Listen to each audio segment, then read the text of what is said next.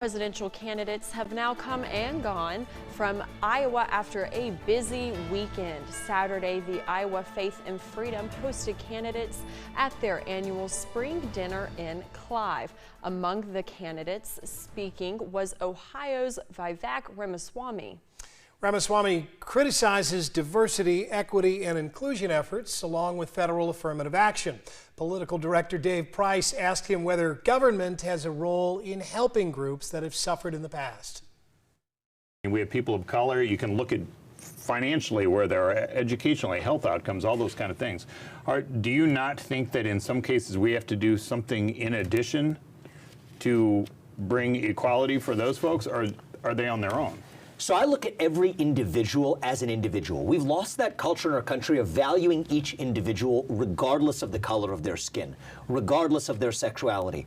Everyone, most people in this country, or their parents or their ancestors, have been through some form of hardship. I think we can't keep looking backwards. I think we have to look to the future and solve actual problems. Take race-based affirmative action. I mean, that's a big one in corporate America and universities, based on the exact argument you laid out. It turns out this has been disastrous, not just for white Americans or Asian Americans or Indian Americans who are the subject of discrimination. It's also been bad for black Americans, too.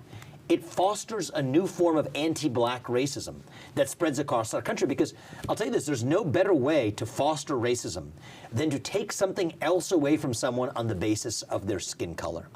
I think it's inherently divisive.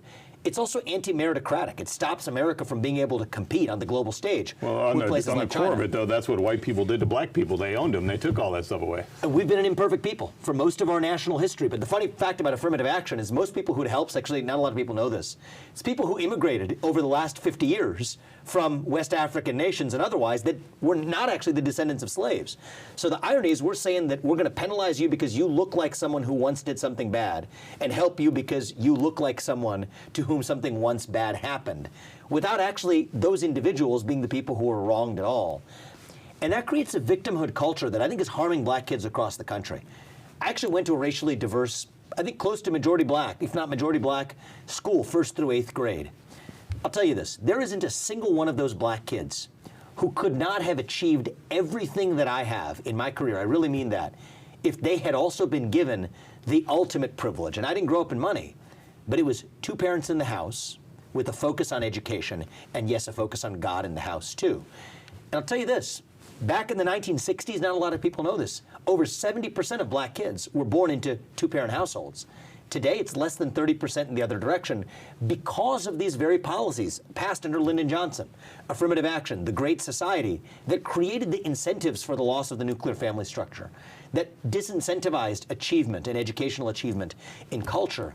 So what I care about is actually solving the real problem. I'm all in for the conversation about educational empowerment through school choice. How do we lift all Americans up, valuing each individual regardless of the color of their skin, based on the content of their character? We need more of that.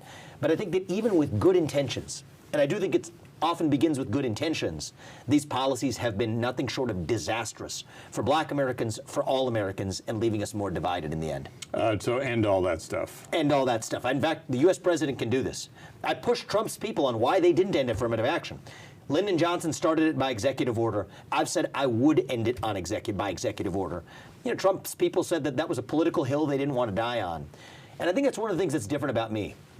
I'm taking the America First agenda further than Donald Trump or anybody ever did, because I'm doing it based on first principles and moral conviction, not just vengeance and grievance. Ramaswamy is new to politics and is a best-selling author, former biotech executive, and hedge fund partner.